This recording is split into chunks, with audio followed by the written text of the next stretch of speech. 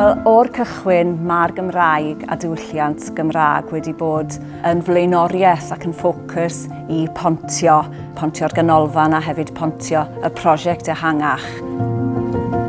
Dyn ni'n theatr, yn stiwdio, yn sinema, ac wrth gwrs mae cynnwys cynnyrch yn yr iaith Gymraeg, boed o yn gynnyrchiadau theatr, yn gerddoriaeth, yn syrcas gyfoes. Mae'r cyfryngau yma i gyd yn eu tro yn gallu cynnig profiad yn y Gymraeg, neu sydd yn adlewyrchu y diwylliant Gymraeg mewn rhyw ffordd.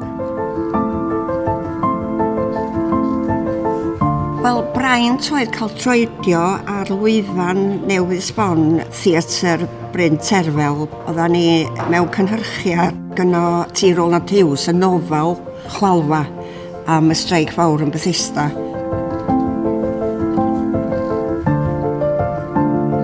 Gan bod teulu ni wedi bod yn gweithio yn y chwaral, roedd o'n fraint i mi gael bod yn bart o'r cynhyrchiad. Un o'r prosiectau sydd wedi bod yn allweddol yn y broses yma ar y daith hyd yma ydy prosiect cyfranogol blas. O beth yw blas, meddech chi? Wel, blas yw'r prosiect sydd yn cynnig yn gyntaf gwersi drama wythnosol yma yn y stiwdio hon i blant ardal Bangor a'r cyffiniau, i yn agos at 100 o bobl ifanc sydd yn dod yma bob wythnos i ddysgu am berfformio ac i gael hwyl drwy gwrdd â bobl ifanc o'r un oedran cynradd ac uwchradd, ac yn dysgu sgiliau drama trwy gyfrwng y Gymraeg. Nawr, beth sydd yn ddifyr am hyn ydy bod y plant yma, nifer fawr, a gweud y gwir, y rheliw ohonyn nhw yn dod o gartrefi di-Gymraeg. Ond maen nhw'n cael profiad y tu hwnt i'r dosbarth o'r Gymraeg fel iaith greadigol, fel iaith creu, fel iaith dyfeisio, fel iaith byw. Ymhellach i'r dosbarthiadau wythnosol eu hunain, maen nhw'n cael cyfle gyda mared i tiwtor, i ddatblygu i straeon eu hunain, i greu ar gyfer sioe maen nhw wedyn yn ei berfformio yn theatr Bryn Terfel. Y mwyaf diweddar efallai bydde ein lleisiau, lle prosiect yw hwn, lle mae pobl ifanc yn mynd i mewn i gartrefi henoed i gasglu straeon gan bobl hŷn, i'w troi yn ddrama verbatim, gair y mair felly, yn cael ei gyflwyno fan hyn yn y stiwdio yma yn Pontio.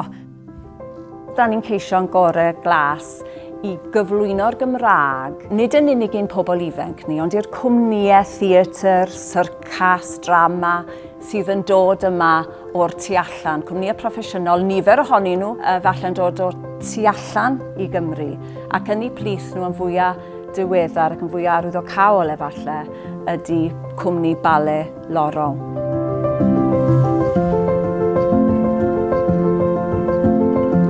Nawr, mor hawdd fysa fe yn dife i gael cynnig y profiadau yma i bobl leol drwy'r Saesneg yn unig, a mae cwmni Saesneg ydyn nhw. Ond yr hyn da ni'n drio wneud yma trwy brosiect blas ydy sicrhau bod y gwaith o ddatblygu y perfformwyr lleol sydd am gael ei integreiddio i mewn i'r sioe, bod y sesiynau wythnosol y paratoi yma'n digwydd dan arweiniad tiwtoried sydd yn arwain y broses trwy gyfrwng y Gymraeg mewn partneriaeth gyda'r cwmni allanol. Y gamp, dwi'n meddwl, sydd yn eitha unigryw i Fangor ydy cael plant, teuluoedd ac oedolion efallai sydd wedi cael addysg ddwyieithog yn y sir ac yn y ddinas i ddefnyddio Gymraeg fel iaith y cartra, iaith gymdeithasol ac yn y gwaith. Dwi'n meddwl bod rôl y cyfraniad a symboliaeth a bodolaeth Pontio yn andros o bwysig, yn ieithyddol, yn ddiwylliannol, o ran yn hunaniaeth ni. Mae o hefyd, wrth gwrs, wedi gorfod dilyn ôl traed ar hen theatr Gwynedd fel oedd hi, a cymaint oedd yn meddwl y byd o theatr yna, cynyrchiadau Cymraeg a Chymreig oedd yna.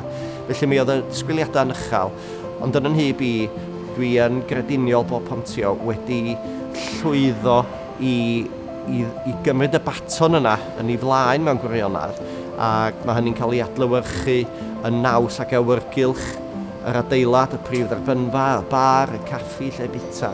Mae o gyd yn naws hynod naturiol gresawgar Gymraeg.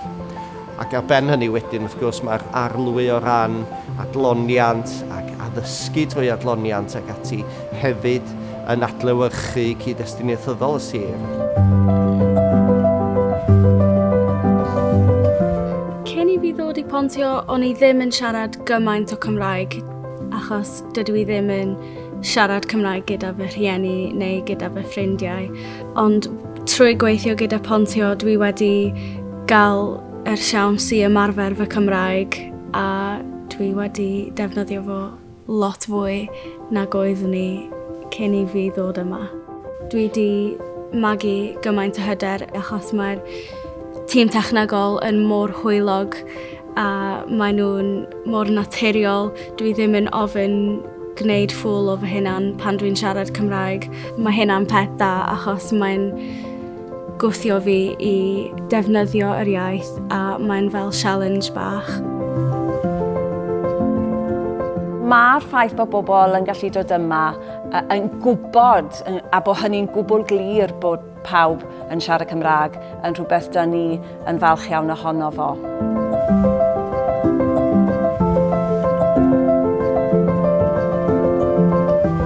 Wy'n gwbl argyhoeddiedig wrth bod iaith yn llawer mwy na geiriau a bod hi'n ffordd o ddeall a dehongli'r byd o'n cwmpas.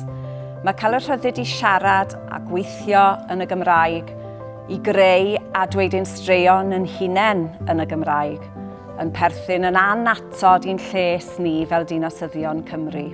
Mae gweithgaredd Pontio fydden ni'n gobeithio yn bwydo'n uniongyrchol i un o nodau'r Deddf Llesiant, sef gweld Cymru fel gwlad a diwylliant bywiog lle mae'r Gymraeg yn ffynnu. Mewn gofod fel Pontio, drwy'r celfyddydau, gawn ni gyfle unigryw i ddefnyddio ffenest iaith i edrych ar y byd a mynegu'r hunawelwn ar lwyfan ac ar sgrin.